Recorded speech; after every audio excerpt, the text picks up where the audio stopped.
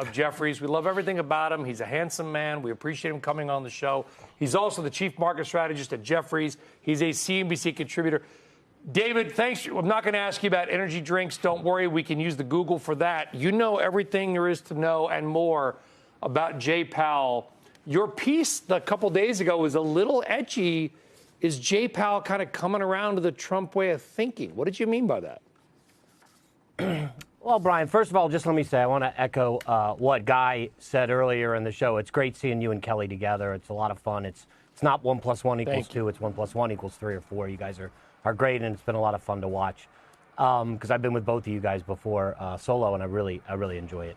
So let me just, and it's nice to be here on Fast Money for a few runs. We've been having a good time here too. Last time in Miami, this time in D.C.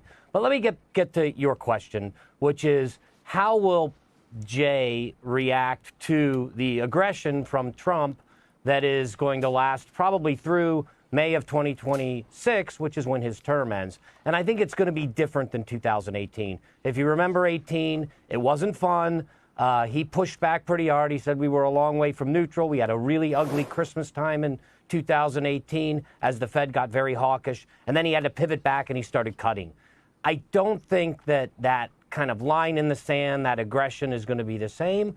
I think we've seen a couple of his statements that look a little more in line with Trump policies, whether it's on bank regulation, whether it's what he said about some of the debanking stuff that he was asked about, and a number of other things we highlighted. I think this isn't the time for Jay to be confrontational. I think he can walk a tight line. We'll see. He hasn't said much, but I just don't think it's going to be this difficult thing for the market to watch, like in 2018, where the Fed chair is going one way and he's going another way. It's clear. Listen, I'm going to say it, Trump's David, and you can ignore it or you can confirm it because I got this from a guy you know by the name of David Zervos. I don't know. I don't think Jay Powell likes Donald Trump very much. Okay, a lot of people don't like Donald Trump, but a lot of people are also not the Federal Reserve chairman of the board. So I only bring that up, David, because I do worry that Trump, as a real estate developer, wants low rates.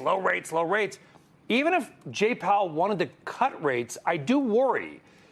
Is there a possibility that Powell won't do something he would like to do merely because the president, who he probably doesn't like, wants to do that thing?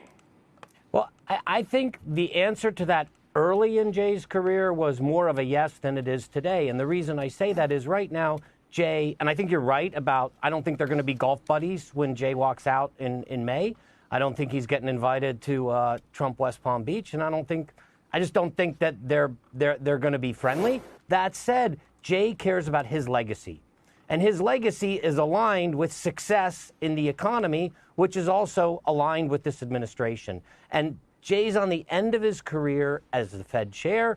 He's going to care about that legacy. He's not trying to build the legacy where he didn't want to go down in the history books as Arthur Burns or someone that got manipulated by the president. He's already basically said, that's not me, and he's won that battle. He had some scars from that battle.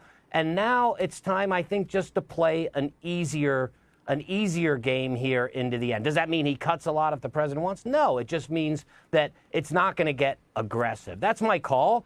I think that was probably, I think that's just an easier way to think about this next year as we transition. Plus, look, you've got the new Treasury Secretary making some inroads into policy by talking about focusing on the 10-year, a place that we typically associated with Fed policy, particularly under QE. So Jay's toolkit's changing a little. Jay's sort of whole structure is changing with a new Treasury Secretary and a new president. But I think his goals are largely aligned as he walks out the door in a little over a year with this administration. So why cut off his nose to spite his face? I don't get that. I think it's going to be a more cooperative Fed in the end. That's my guess.